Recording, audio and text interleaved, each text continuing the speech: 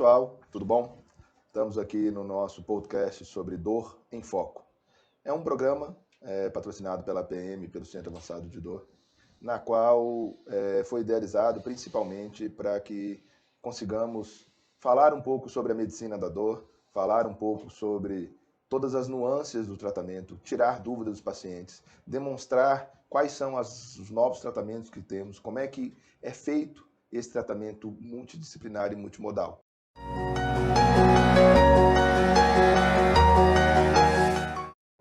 Dr. Federico Barra, ex-presidente do Comitê de Dor da Ortopedia. Então nós vamos estar batendo um papinho aqui e vamos começar a falar um pouco para vocês. Dr. Federico, por que você começou a fazer medicina da dor? Muito bem, Dr. Lúcio. Tudo bem? Bom, Tudo tranquilo? Deus. Então, os colegas que nos estão assistindo aí, né, sejam todos bem-vindos. Esse ano de 2024 a gente pretende estar fazendo esse conteúdo, né, o ano todo sobre dor, discutindo casos clínicos, debatendo temas importantes para que o colega possa ter um entendimento geral, né, da área de atuação em dor. E um primeiro momento, né, é o colega entender por que fazer dor, né?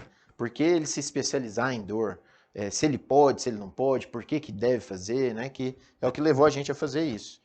Né? Nós dois somos ortopedistas de formação e você foi muito para a área do joelho, medicina do esporte, eu fui para a área de coluna, osteometabolismo, mas em um determinado momento da nossa carreira, a gente viu que os nossos pacientes estavam sofrendo, não melhoravam às vezes com os tratamentos básicos convencionais existentes, e a gente precisou estudar mais e abrir a mente para entender realmente alguns processos fisiopatológicos relacionados à dor que o tratamento habitual do dia a dia que a gente aprende dentro da especialidade não estavam levando a um resultado adequado. Acho que o que me motivou mais a procurar a área da dor foi justamente isso. Por exemplo, eu operava coluna e alguns pacientes não melhoravam. Desde o R4 de coluna. E aí eu questionando, né? E aí a gente tem que se lidar muito com essa nossa frustração também, porque a É, gente estuda tanto, quer fazer o máximo do nosso paciente, até porque a gente justamente. acaba, eu sempre falo muito que todo paciente, na hora que eu vou tratar, eu trato como se fosse meu pai, minha mãe, É isso meu aí. irmão, eu sempre me coloco como da família. Então, como eu me coloco como da família, eu quero que ele seja melhor visto, melhor tratado, que ele tenha a qualidade de vida dele É o melhor tratamento retornado, né? possível, né? Então a ideia é essa. Você está lá de frente ao paciente, você propõe o melhor tratamento dentro do seu conhecimento científico até aquele momento, né? E às vezes não atinge o resultado esperado. E a gente vê isso muito acontecer, né? Vários pacientes com várias cirurgias de coluna, prótese de joelho, quadril, membro inferior, cirurgias, e continuam com dor, não resolve o problema.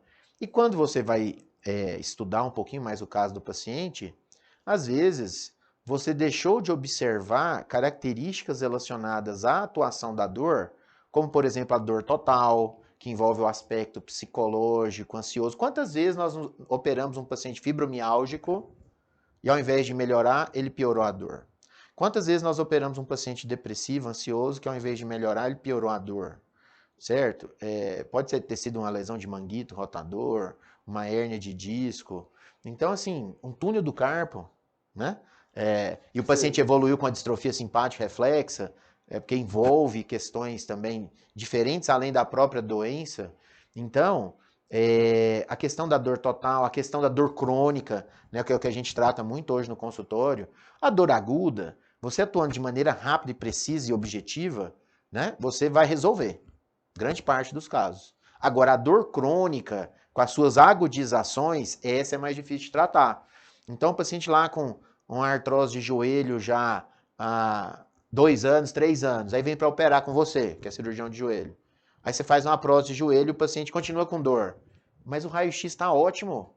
A prótese está No raio-x excelente. está ótimo, né? Mas o paciente ele não Ele teve a está com recuperação. dor. Aí, às vezes, você não consegue. Se você não estudou dor, você não consegue abrir sua mente para entender que talvez aquele processo fisiopatológico da dor crônica, você melhorou a osteoartrite do paciente. Mas agora ele tem uma outra doença, que é a dor crônica. E que você tem que atuar nas estações da dor. Transdução, transmissão, cognição, modulação.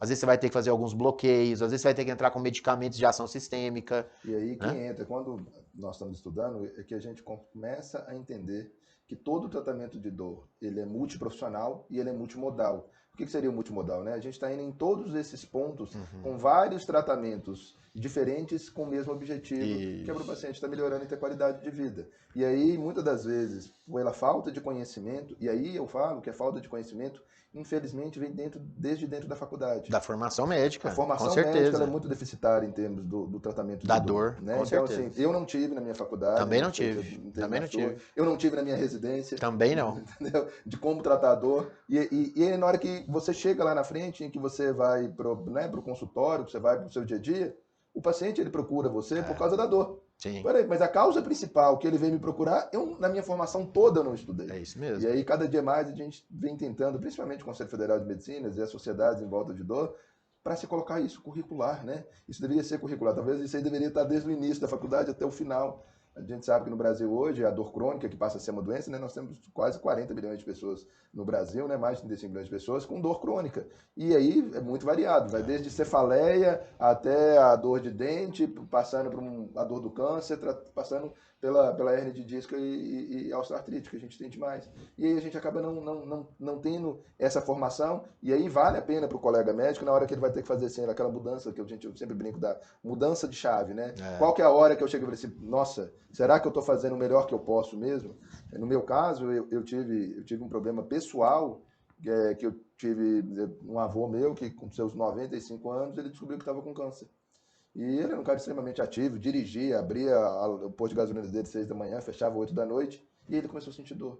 E aquilo ali simplesmente me tirou completamente do foco, porque eu falei assim, gente, eu era o primeiro médico da família, como é que eu posso estar estudando, como é que eu posso tentar ajudar um pouquinho? E eu não conseguia entender o que estava acontecendo pela minha falta de formação. Então, eu brinco muito que eu tive que passar por um problema pessoal muito sério, para falar assim, tenho que mudar, eu tenho que sair disso. E aí, Tenho que aprender sobre isso, né? E aí, depois, na hora que você começa a ter essa formação, você começa a olhar a medicina, talvez, com você abre a mente, olhos, né? Você está olhando a medicina com os outros olhos. E isso é muito legal, porque, na verdade, o tratamento de dor, especificamente, é um tratamento não só do corpo, né? Mas um tratamento do corpo, paciente como um alma, todo, né? Coração. Você tem que olhar o paciente como um todo, porque senão ele não vai melhorar de jeito nenhum esse tratamento de dor. E como a gente tem isso, esse ensino deficitário, desde quando, né, nós tivemos, é muito ruim. Eu acho que isso que você falou é extremamente importante. As faculdades de medicina que têm a formação mais clássica, né, que são do século passado, século XX, né, aqui no Brasil, as federais de uma maneira geral e outras, né, bem estruturadas já no século XX, elas, nesse modelo clássico, não tinham especificamente esse tratamento da dor, né? Uma ou outra, mas a maioria não tem, até hoje. Mesmo com reformas curriculares e tudo mais. Já as que foram iniciadas nesse século XXI, né, faculdades aí com 20 anos, 10 anos de existência, que seguem o modelo PBL, elas já foram obrigadas a ter um módulo, uma tutoria de dor. Então, a gente dá aula em faculdades e tudo, então a gente vê isso, que as faculdades do modelo clássico, elas tiveram a dificuldade de adaptar o seu programa para isso, porque não se falava nisso. Até se entendia pouco, né, sobre isso. Você vê que dor, ela começou a ser entendida assim de uma maneira mais global dos anos 70 para cá, né, com a fundação da IASP, aqui no Brasil da SBED e da Sobramídia esse século agora. Então, eu acho que a MB buscando, né, dentro da MB, o entendimento da dor entre várias especialidades. Então, eu acho que de 20 anos para cá, realmente tem se discutido mais. Então, a dor é uma especialidade do século XXI. Apesar de ter, né, o ser humano ter dor desde a sua existência, né, mas assim, enquanto especialidade que realmente a medicina lançou olhar para ela e falou, isso aqui é importante, é do século XXI. Mas ainda você vê, aqui na Universidade Federal de Goiás, são poucos momentos que o aluno de medicina tem inserção na hora de dor. Na residência de ortopedia, consegui colocar lá um programa de dor para os residentes. Já temos isso há 15 anos, né? Desde que eu entrei como professor associado a professor adjunto do departamento. Então a gente já tem isso dentro da programação da residência, mas que não tinha quando eu fui residente há 20 anos atrás. E isso é muito pouco, porque a maioria das residências do Brasil ainda não tem. Áreas que possam fazer dor, porque também é bom deixar bem claro que nós somos ortopedistas de formação, mas a área de atuação em dor são 9 áreas. Para 9 áreas. Então, neurocirurgia, neurologia, pediatria, ortopedia, reumatologia, pediatria. Pediatria, acupuntura, anestésio e medicina física e reabilitação. E o pessoal da radiologia está pleiteando entrar também. Então são 9 especialidades e na hora que a gente vai conversar com esses colegas dessas especialidades, eles também tiveram essa mesma dificuldade. Até porque na faculdade nós não tivemos esse desenvolvimento de conteúdo. Na residência também, até porque os nossos preceptores de residência, eles vieram dessa mesma faculdade. Então, é formação. Não é culpa de ninguém. Né? Eu falo assim, então, não sei o que, tal, o ortopedista, o colega não sabe tratar dor. Não, não é isso. Quando a gente está na residência, 99% do nosso treinamento é cirurgia. Você quer saber se você vai fazer uma via anterior, lateral, posterior, se você vai entrar com placa, haste, fixador, prótese. Então, acaba que o que é aprendido, né, na residência, na especialização, você acaba focando muito no ato cirúrgico em si. E não se preocupa, às vezes, muito com essa parte clínica do paciente, que é o que leva ele ao consultório e que é o que ele não quer ter depois. Né? Então, isso é muito importante. Então, eu vejo que o aluno de medicina tinha que ter uma base, porque independente da especialidade, o clínico tem que saber sobre dor. Então, tem que ser base na faculdade. A partir disso, essas 9 especialidades que você citou, elas têm que ter um programa de dor dentro da residência, dentro do programa de residência, obrigatório. Nós da SBOT, né, você também participa lá da diretoria, do comitê de dor da SBOT desde a fundação, então nós temos esse objetivo dentro da SBOT nacional e das regionais. Então, né, dentro da SBOT nacional tem todo ano e fica disponível para os residentes a gravação de episódios, né, de aulas de conteúdo sobre dor, então que é o fórum de dor para os residentes, então o curso de dor, então já foram feitos vários, está disponível, né? A SBOT sempre preocupada com isso, a SBOT lançou 2 livros, né, 2 tratados de dor para o ortopedista, então assim, dentro da ortopedia, a gente vê que de uns 10 anos para cá, realmente o ortopedista passou a se preocupar com esse estudo da dor, ainda é incipiente, ainda não é totalmente implantado, ainda não é. Temos muito chão pela frente ainda, temos muito o que fazer dentro da ortopedia, de todos os serviços, mas já teve um start, começou e está se desenvolvendo, com o apoio da sociedade. Né? Agora, outras sociedades estão começando. Veja a acupuntura, muito integrada nisso, a neurocirurgia. Então, algumas, não vejo a pediatria e a reumatologia muito integradas ainda. A Reumato começou agora, o pessoal da Reumato fez uma comissão de dor, eles têm lá o curso deles também, mas a pediatria, a clínica médica, ainda estão muito distantes. Causa, né? Tanto que quando você vai ver quantos colegas no Brasil têm o RQE de dor, que são pediatras ou clínicos, são muito poucos, entendeu? A maioria que tem o RQE de dor é acupunturista, anestesista e ortopedista. E o ortopedista vem crescendo muito nesses últimos anos. Sim, né? sim. Graças a Deus, depois da SBOT e principalmente depois da fundação do Comitê de Dor dentro da ortopedia, e aí foi se colocando cada vez mais dentro da grade dos congressos como se tratar a dor e como a patologia que se tem lá, a lesão do mangueto, a osteoartrite, a artrose, como tratar ela antes de ir para um procedimento cirúrgico, e aí essa conjunção foi muito bom, porque cada vez mais os próprios colegas eles vão vendo a importância. Sim, sim. Porque o que a gente quer dar, na verdade, é a qualidade de vida para o paciente. E aí a gente brinca muito que, às vezes, na hora que você vai estar conversando, aquilo que você comentou sobre, não, mas o paciente ele fez a prótese do joelho, o raio-x está ótimo. Só que o paciente ele continua com dor e ele operou porque ele tinha dor. Doutor, mas eu coloquei a prótese e eu ainda continuo com dor, mas eu operei foi por causa disso. O que aconteceu? E a gente sabe que ainda tem um índice bem grande desses pacientes que acabam fazendo procedimento cirúrgico pela falta de tratamento ou da orientação. Porque a gente sempre fala que o tratamento também não depende só do doutor, não. Depende muito do paciente, né? Com certeza. O paciente ele tem que ter a mudança do hábito de vida, ele vai ter que tratar tomando o medicamento correto, na hora correta, fazer atividade física, dormir bem. Então, assim, é uma mudança de vida para que ele consiga estar melhor. E na hora que ele tem a mudança de vida, a gente tem que alinhar a expectativa. A gente sempre fala, o tratamento de dor, gente, é um tratamento de longo prazo. É um tratamento em que você tem controle.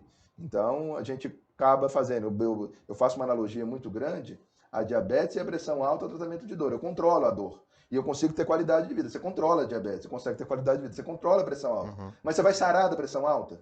Normalmente não. Você vai tratar da diabetes? Pode até melhorar se você perder peso, ganhar massa muscular, isso vai melhorar a dor também. Vai melhorar. Vai melhorar. Então A dor crônica, por né? isso a importância do tratamento multiprofissional. Então, muitas das vezes, na hora que esse paciente ele chega no nosso consultório, nessa primeira avaliação, a gente faz a avaliação para poder ver patologias hematológicas, que muitas vezes não foi feito. Ver se o paciente está com osteoporose. E aí, vale a pena ressaltar que a osteoporose não é doença de velho, né, Fred? Fala um pouquinho mais. A osteoporose, você pode ter osteoporose de pacientes muito novos, né? Sim, então, a osteoporose é uma outra área da medicina, né, que também, por ser clínica, é muito, às vezes, negligenciado do ponto de vista de investigação, né, de tratamento, porque é uma doença silenciosa e que o colega, às vezes, não investiga muito. Mas voltando nessa questão do estudo da dor, você vê, quem começou muito lá atrás, há 100 anos atrás, foram os anestesistas, porque eles que mexiam mais com medicamentos de dor, morfina, né, os medicamentos hospitalares e tudo mais, analgesia. E só que o que a gente viu também? Houve um distanciamento do anestesista do ponto de vista do procedimento e do diagnóstico, do exame físico do paciente, do diagnóstico. Então, os anestesistas hoje, e sempre estiveram na vanguarda do tratamento da dor, eles são excelentes profissionais para o procedimento de dor. Mas uma deficiência do anestesista é o exame físico e o diagnóstico. Porque é o seguinte, não adianta você indicar um bloqueio neural, uma radiofrequência, um eletrodo medular, se o seu diagnóstico está errado. Então, daí a importância de todo mundo entender, de uma maneira geral, essas 9, 10 áreas voltadas para a dor. Não adianta você estudar só, eu sou anestesista, eu fico só dentro do centro cirúrgico, eu quero estudar só procedimento de dor. Vou fazer um curso só de procedimento. O objetivo não é esse. O objetivo é que você entenda como examinar o paciente, como você fazer os testes de uma lesão de manguito rotador para ter certeza que a dor do paciente é do manguito rotador e não é uma outra causa, uma hérnia de disco cervical. O que adianta você fazer uma infiltração no ombro se a dor do paciente era de uma hérnia de disco cervical? Então, se você não faz o diagnóstico correto, o seu tratamento provavelmente vai dar errado, certo? Então, é extremamente importante a complementação de conhecimentos. Então, o anestesista não tem uma experiência de consultório. Então, ele tem que estudar mais dor para ter experiência no consultório. O acupunturista tem experiência de consultório, mas não tem experiência no centro cirúrgico. Então, ele tem que fazer mais procedimentos para ele aprender a completar isso que ele pode agregar para o paciente dele. Então, o médico ele tem que entender que ele tem que passar por todas essas áreas de conhecimento. Todo o processo, né? Todo o processo. Tá melhorando como um todo. Para ele melhorar como um todo e ele trazer para o paciente dele o que é melhor. Então, por exemplo, por que a radiologia está pleiteando também entrar na área de dor? Porque tem crescido muito o ultrassom musculoesquelético. Por exemplo, você faz ultrassom musculoesquelético para agregar para os seus pacientes procedimento, o diagnóstico ali na hora, o procedimento guiado por ultrassom é mais objetivo, específico e assertivo. É uma deficiência da minha formação. Eu não sei ainda fazer ultrassom musculoesquelético, mas todo médico de dor vai ter que saber fazer. Então, vamos ter que estudar ultrassom musculoesquelético? Vamos ter que estudar. Por quê? Porque isso vai melhorar. Mas eu faço a infiltração guiada por topografia anatômica. Ótimo. Só que quando você faz guiado por ultrassom, é muito melhor, não é isso que você observa? A sua assertividade é muito maior. Na verdade, eu estou vendo aonde que eu estou exatamente colocando aquele determinado medicamento. Eu brinco muito que, principalmente para quem está começando a formação, o estetoscópio vai acabar sendo, o ultrassom vai acabar sendo o estetoscópio do médico de dor, ou, no nosso caso, do ortopedista. Porque imagina só o tanto que isso também é benéfico para o paciente. Eu vou lá, faço um exame físico no paciente lá, eu acho que ele está com uma lesão de manguito. Aí eu vou lá, vou ter que solicitar para ele vai sair de lá, vai um dia marcar, vai um dia na clínica de radiologia, vai um dia buscar, aí depois ele vai um dia para poder te mostrar aquilo que na mesma consulta eu já posso estar, poderia ter resolvido. Já poderia estar resolvendo, e hoje todo mundo quer que as coisas sejam resolvidas mais rápido, até porque o mundo está muito dinâmico. A gente está querendo perder pouco tempo hoje nas nossas coisas. Então, se a gente conseguir agregar isso no nosso dia a dia, principalmente para a gente ter essa assertividade maior, é muito bom. Eu vejo hoje, principalmente quando vão fazer essas infiltrações articulares, peritendinosas, eu vejo que o ultrassom virou para a gente uma arma assim, maravilhosa, porque ele consegue nos ajudar e muito no nosso tratamento. Né? E nós estamos em constante evolução também no nosso tratamento. Os aparelhos de ultrassom melhoraram, né?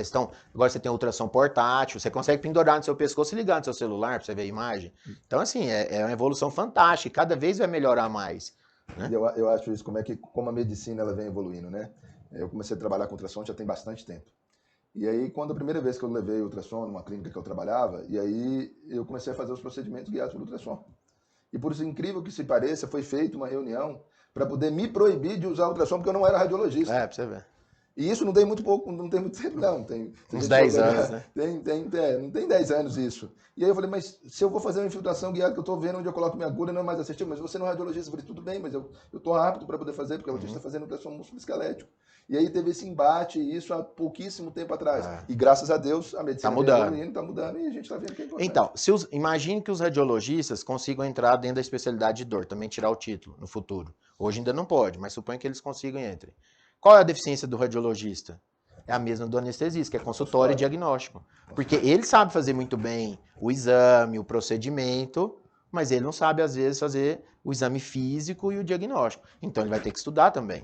Então, essa é a importância de você estudar a dor, né? De você entender que, ao estudar as várias facetas que envolvem o diagnóstico, o tratamento da dor, você vai melhorar o seu conhecimento, o seu entendimento da doença do paciente e trazer para ele o que atende melhor.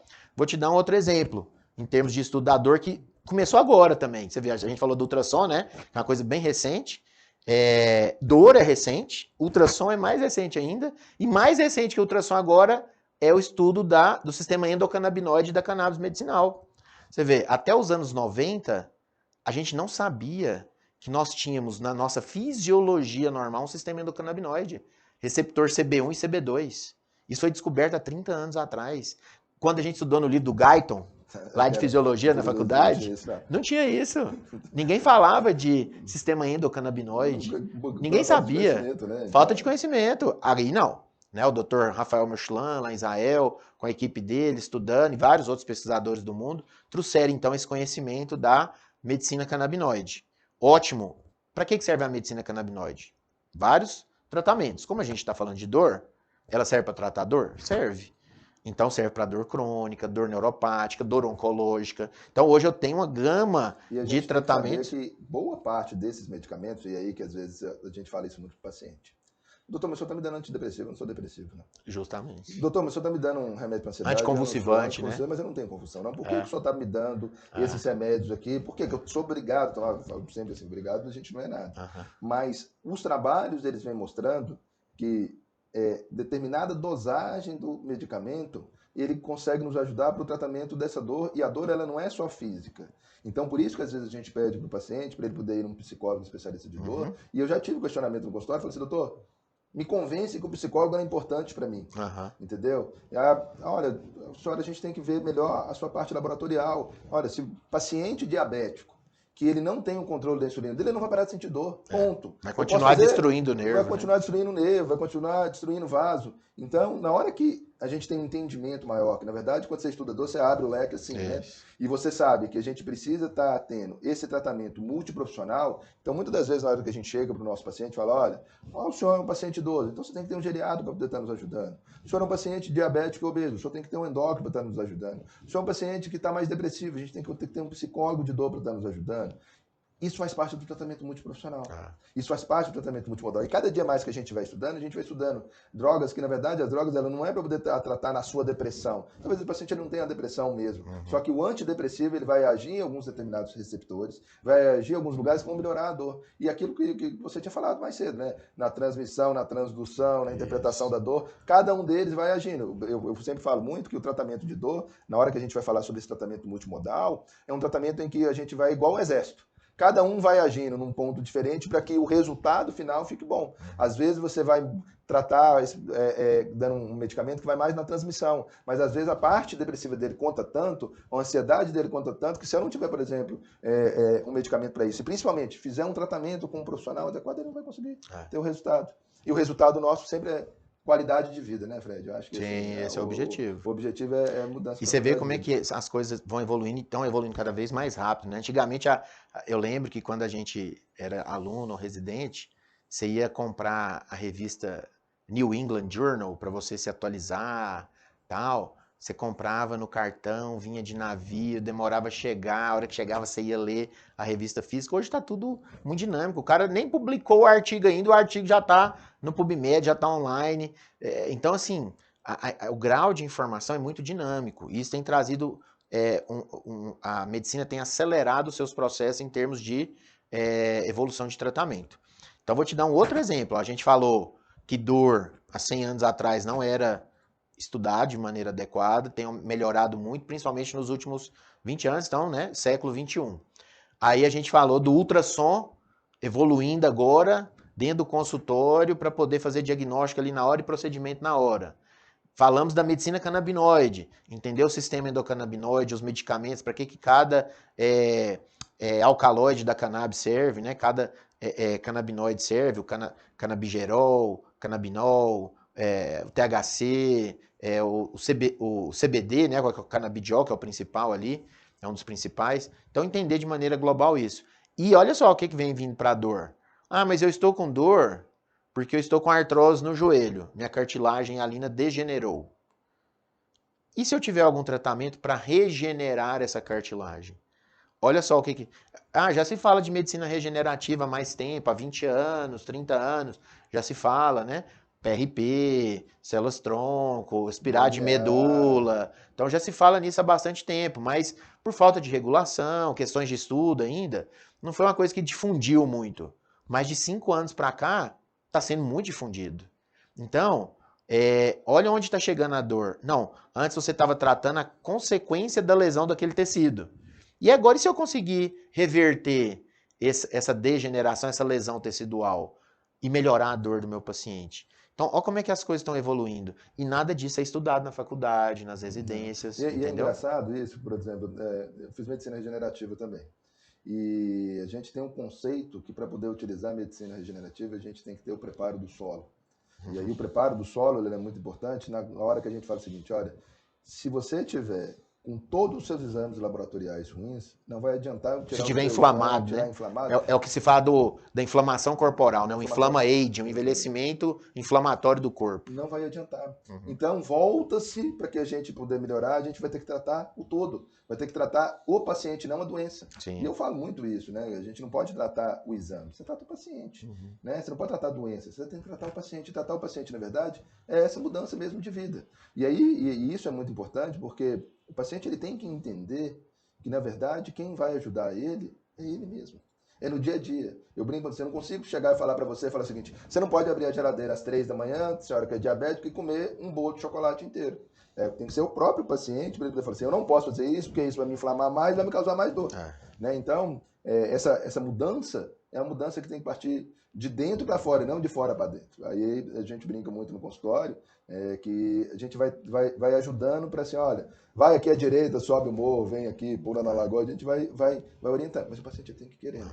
É uma coisa engraçada isso, porque se ele não quiser, não adianta. E ele vai ficar, infelizmente, pulando de médico em médico, né, tentando, talvez, um milagre. E a gente sabe que milagre não vai acontecer. É difícil de acontecer, né? É difícil de acontecer. Acontece, né? Mas é difícil de acontecer. A gente não pode se pautar em cima disso. Em relação a esse tratamento multiprofissional e multimodal, Fred, o que você viu, assim, ultimamente, que vai ser assim, uma grande diferença para a gente nos próximos anos? Assim? O que você vê que a gente pode estar, assim, nós como profissionais médicos, tá estudando para poder cada vez ter um resultado melhor? E o que os pacientes eles possam estar fazendo para poder ter um resultado melhor?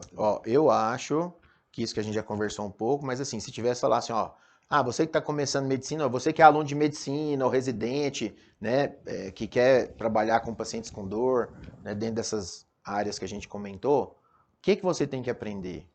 Você tem que aprender sobre a fisiopatologia da dor, né? Então, fisiopatologia da dor, sistema endocannabinoide, importantíssimo entender isso. Ultrassom musculoesquelético, você não pode deixar de sair da faculdade de medicina ou da residência médica hoje sem saber fazer ultrassom dentro da sua área. Tem que fazer ultrassom. E dor, o básico é ultrassom musculoesquelético. Pode envolver outro tipo de ultrassom? Pode, né? Ultrassom vascular e tal, mas o básico é ultrassom musculoesquelético. Tem que saber fazer. Os procedimentos, né, que tem aumentado a gama de procedimentos, mas aí o procedimento é mais específico. Agora, sim, em termos gerais, tem que saber sobre fisiopatologia, tem que estudar bastante sobre isso. Ultrassom, acho que tem que estudar bastante. E farmacologia, tá sempre atento aos medicamentos que estão surgindo. Vou te dar um exemplo. O Lilly, laboratório Lilly, gastou agora 1 bilhão comprando um produto de outro laboratório, que é o Bimagrumab, que é um anticorpo monoclonal que bloqueia a miostatina muscular, aumentando a massa muscular, diminuindo massa gorda. Você imagina que se eu tiver um medicamento que vai me ajudar a perder gordura, vai me deixar menos inflamado, preparando o solo, né? Preparando o terreno para eu poder melhorar as minhas estruturas físicas. Então, estou perdendo massa gorda. Se eu estou perdendo massa gorda, tem menos adipocina, menos TNF-alfa, menos interleucina, menos inflamação. Estou ganhando massa muscular, melhorando minha sarcopenia. Estou diminuindo a carga em cima das articulações. Lembrando que toda articulação, e isso vale para a coluna também, todas as articulações elas são altamente dependentes do envoltório muscular. Sim. O joelho, então, é campeão. Se você tem muita massa muscular, você diminui a carga naquela articulação, diminui a dor. Simples assim. Então você imagina que se a ciência, né, a medicina foi evoluindo com medicamentos, a ponto de você conseguir um resultado fantástico desse, você tem que saber estudar isso. Você tem que estar ligado, né, na farmacologia da dor, porque isso pode ajudar muito o paciente. Vou dar um outro exemplo de farmacologia que saiu recentemente, que são os anticorpos para bloquear o CGRP, que é o peptídeo relacionado ao gene da calcitonina, que é para enxaqueca e cefaleia. Então, revolucionou o tratamento da enxaqueca e da cefaleia. Você entendeu? Então, é uma citocina inflamatória muito relacionada à enxaqueca e cefaleia, a dor nociplástica, fibromialgia. Então, o paciente tem uma melhora muito interessante. E é engraçado, por exemplo, igual você está falando da dor nociplástica, que é uma dor que foi descoberta há pouco tempo, né? E aí a gente vai vendo... Não descoberta, mas categorizada e classificada. Né? Classificada, né? A gente sabia que tinha. Sabia. Mas tinha que colocar ela assim, aonde ela está, justamente. Né? E aí a gente vai vendo que quando a gente fala, por exemplo, com um paciente, né? Principalmente no Brasil, a gente vê que o paciente fibromiálgico, por exemplo, que ele entra nessa categoria de dor nociplástica, que você tem essa disfunção de toda a via ascendente, a via descendente, daquelas vias que nos ajudam para tratar a dor, ele foi durante muito tempo, e continua sendo até hoje, né? Isso não mudou, mas está um pouquinho menor, colocando que era aquele paciente que ele não tinha aquela dor, que aquela dor não existia, e que aquela dor era da invenção da cabeça dele. Justamente. Né? E é uma coisa muito louca isso, porque hoje quando a gente estuda isso e vê que ela existe, aí às vezes eu chego e falo assim com o paciente, às vezes quando a dor vem, você sente dor no fio do cabelo, você sente dor na sobrancelha. A mulher, o sutiã, ela não consegue utilizar, porque ela está sentindo uma dor que ela fala assim, doutor, e aí às vezes uma paciente nova, que é magra, que chega e fala assim, não, você está fazendo isso porque você não quer trabalhar. Né? E a gente descobriu que, por exemplo, na dor nociplástica, ela está muito relacionada com outro tipo de dor, como a dor da ATM, que tem. Que também é uma dor nociplástica. Que é a dor nociplástica. Endometriose, síndrome do colo irritável, a dor lombar, em específico, ela entra nessa gama que depois que a gente conseguiu classificar a dor nociplástica, ela está lá e tem tratamento. Isso. Né? E como tem tratamento, a gente consegue hoje demonstrar que talvez aquilo ali, a gente está fazendo o tratamento como todo, o paciente vai melhorar, porque agora ele consegue entender o que ele tem. E antigamente não conseguia entender. Então falou assim, não, paciente fibromialgico, era quase que sinônimo de paciente que não quer trabalhar e só quer ficar aposentado. E não, o paciente morrendo de dor e sentia dor de cima e embaixo. Né? Então é uma coisa muito, muito, muito louca sobre isso. E para o próprio paciente, o que você falaria para ele? Assim? O que o paciente teria que entender quando ele vai querer tratar dor, quando ele chega no consultório, por exemplo? Não, então, acho que a principal relação médico-paciente que a gente tem que trazer para ele em relação à dor é alinhar a expectativa. Então, temos que alinhar a expectativa com o paciente. Olha, qual é a sua expectativa? Você tem 3 anos, você está com dor, vamos fazer o diagnóstico. Às vezes 30 anos, né? Será que seu diagnóstico está correto? Vamos rever tudo. Então, não, o diagnóstico está correto. Não, o diagnóstico não está correto. Esses dias mesmo atendi uma paciente do interior aqui de Goiás, 3 anos, tratando de lombalgia e dor no joelho. Fazendo infiltração na coluna, infiltração no joelho, e não melhorava, só piorando, piorando. Aí, chamei ela, marcou a consulta comigo, chamei. Vendo ela caminhar da recepção para o consultório, eu já olhei para ela assim e falei, não, só tem problema no quadril. Não, doutor, eu estou com dor nas costas, meu problema é no joelho e na coluna. Eu falei, vamos ver. Aí, conversando com ela, não conseguia sentar, não conseguia abrir as pernas para fazer as necessidades fisiológicas. E, ao examinar a paciente, quadril bloqueado, quadril não movimentava. Falei, ó, tem certeza que o problema da senhora é no quadril, não é no joelho e na coluna. Vamos fazer o raio-x aqui. Cadê o raio-x da bacia? Não, doutor, tem ressonância da coluna e do joelho. Ninguém nunca me pediu. Ninguém nunca pediu o raio-x da bacia, porque falou que o meu problema é na coluna e no joelho. Mas a dor desce pro joelho, doutor.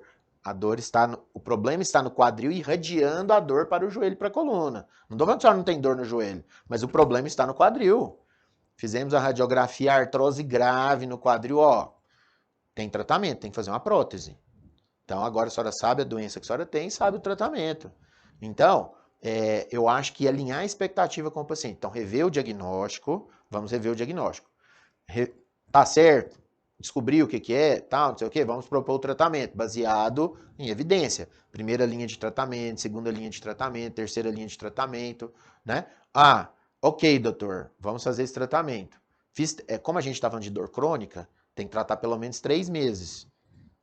A primeira linha de tratamento, nas doses adequadas. Ah, não chegou na dose adequada, não tratou, não resolveu, vamos para a segunda linha de tratamento. Ah, não resolveu, terceira linha. Então, a gente sempre tem o plano A, plano B, C, D, e vamos evoluindo. Até chegar naquele ponto, ó, vai ter que fazer um eletrodo medular. Já fez 4 cirurgias na coluna. Não tem mais o que operar, vamos fazer um eletrodo. Então, eu falo, o paciente às vezes chega, né, desesperado, doutor, todo mundo fala que não tem mais tratamento. Fala, ó, você já tentou isso? Já tentou isso? Já tentou isso? Falei, ó, não estou falando que vai dar certo. Mas você tá vendo aqui, ó, que só de uma conversa rápida, você tem outras opções. Então, essa é a importância de estudar a dor. Porque quando o médico estuda dor, ele consegue ter opções de tratamento para o paciente. E ao ter opções de tratamento, ele consegue propor esse tratamento mais adequado. Eu falo muito que a gente só cumprimenta quem a gente conhece. Sim. Então, se você não imaginasse que uma dor no quadril, você soubesse que essa dor do quadril pode radiar para o joelho, pode radiar para a coluna, você nunca vai examinar o quadril e nunca vai colocar aquilo ali como um escopo para você poder procurar. Então, todas as vezes que chega no consultório, eu falo muito com o paciente, eu falo assim, não, doutor, eu vim aqui, qual é o meu diagnóstico é esse? Eu falo assim, esquece. Vamos começar do zero? Porque você começa do zero e muitas das vezes a gente descobre um outro diagnóstico e aí é um outro tratamento e, claro, evidentemente, é um outro resultado. É isso aí, companheiro. Acho que passamos o recado para os nossos colegas aí sobre a importância de se estudar a dor, né, trazer um benefício para os nossos pacientes. É importante para você, médico, no seu consultório, você vai agregar procedimentos que você pode fazer, exames que você pode fazer. Então, acho que é muito importante, tanto para o dia a dia do médico, quanto para melhorar a qualidade de vida e a dor dos seus pacientes. Então, acho que a importância de você entender o estudo da dor entra nisso tudo que a gente falou. E também a gente tem que passar isso para os nossos pacientes, para ele poder entender que é um tratamento de longo prazo, em que temos que estar fazendo um monte de coisas juntas ao mesmo tempo, durante muito tempo, para que a gente consiga ter um resultado melhor. Não existe mágica, não existe pozinho mágico, não existe aquilo que eu vou fazer e rapidamente vou melhorar minha dor, porque isso é um tratamento que tem que ter desde a parte psicológica, psicoemocional, a parte mesmo dos exames laboratoriais, a parte de como está o padrão de sono, de como está o padrão alimentar. Então, é uma mudança de tudo. Então, vale aí a dica para vocês, para poder continuar seguindo o nosso canal, para teremos mais outros podcasts aí, para poder falar um pouquinho, tanto para os nossos colegas médicos, quanto para os nossos pacientes. Um grande abraço para vocês. Um abraço, até mais.